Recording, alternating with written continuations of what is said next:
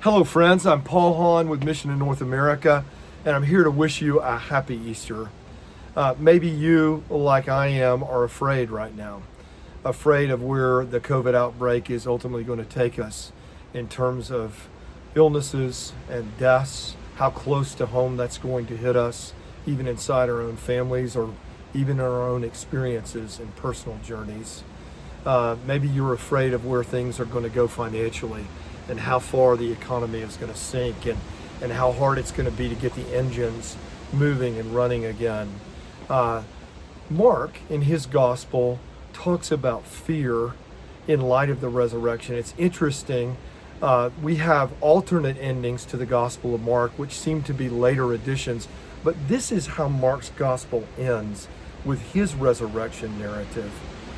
The angel says to the women, "Do not be alarmed. You seek Jesus of Nazareth, who was crucified. He has risen. He is not here. See the place where they laid him, but go, tell his disciples and Peter that he is going before you to Galilee. There you will see him, just as he told you." And the women went out and fled for the tomb, for trembling and astonishment had seized them, and they said nothing to anyone, for they were afraid.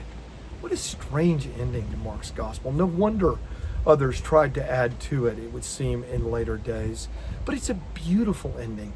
Think back if you were among the first readers of Mark, probably in Rome in the middle of the first century, and you realize that these women who first hear the news of Christ's resurrection from the angel, how did they respond? They responded in fear.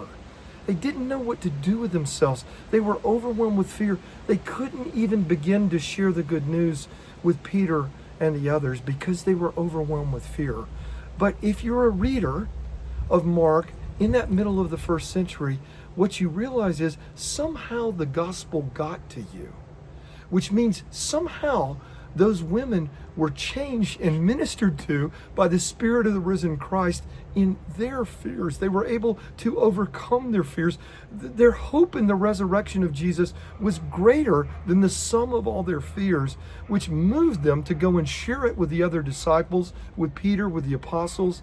And in turn, they shared it with the whole world, so that the gospel now comes to you in Rome a couple of decades later. Jesus can still do that now. Wherever you are in your fears about your health, about your finances, about where your church is going, about where your community is going, is there a recovery? Is there going to be a normal again? Jesus' resurrection comes to you. The Spirit of the resurrection Christ comes to you and says, Jesus is risen. He is ascended on high. He is reigning as Lord, and you can trust him. And in fact, you can share his good news and your hope and give reason for the hope that you have with all around you. You can be generous with what you possess to give to those who are in need around you.